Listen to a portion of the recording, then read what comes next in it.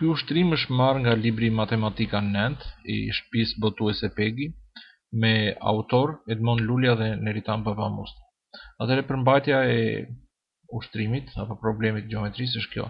Përgjysmorja e këndit D të paralelogramit pret brinjën AB në pikën E.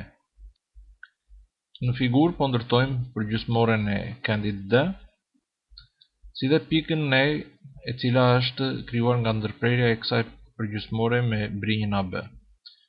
Mëtej, në problemin ton, kërkohet të gjejmë perimetrin e këtij paralelogrami nëse AE-ja është e barabartë me 10 cm, po e shënojmë gjatësinë e këtij segmenti, dhe EB baras me 8 cm. Atëherë vazhdojmë me zgjidhjen e këtij problemi. Do kemi parasysh që kemi ndërtuar përgjysmoren DE për këndin ADC, e cila e ndan këndin D në dy pjesë të barabarta. Pra, kjo përgjysmore formon këndin D1 dhe këndin D2, të cilët janë të barabartë me njëri tjetrin.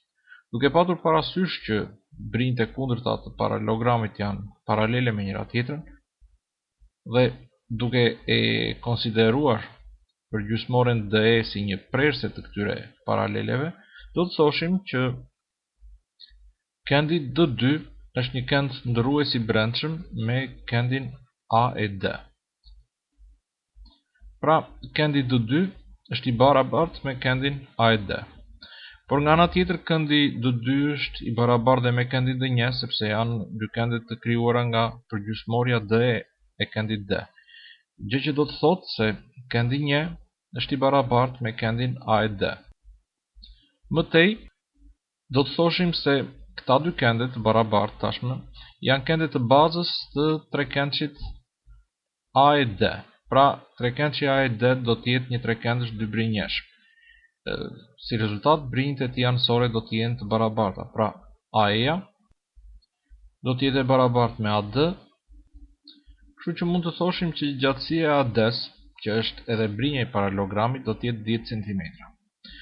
Tashmë mund të përcaktojmë që edhe gjatësia e BC-s do të jetë 10 cm, ndërsa gjatësia e brinjës BC do të merret nga shuma e segmentit AE me segmentin e B. Pra, sa gjatësia e AB-s konkretisht 18 cm. Kështu ne njohim të katërta brinjët e paralelogramit, nga ku nëpërmjet këtij barazimi mund të përcaktojmë perimetrin e paralelogramit.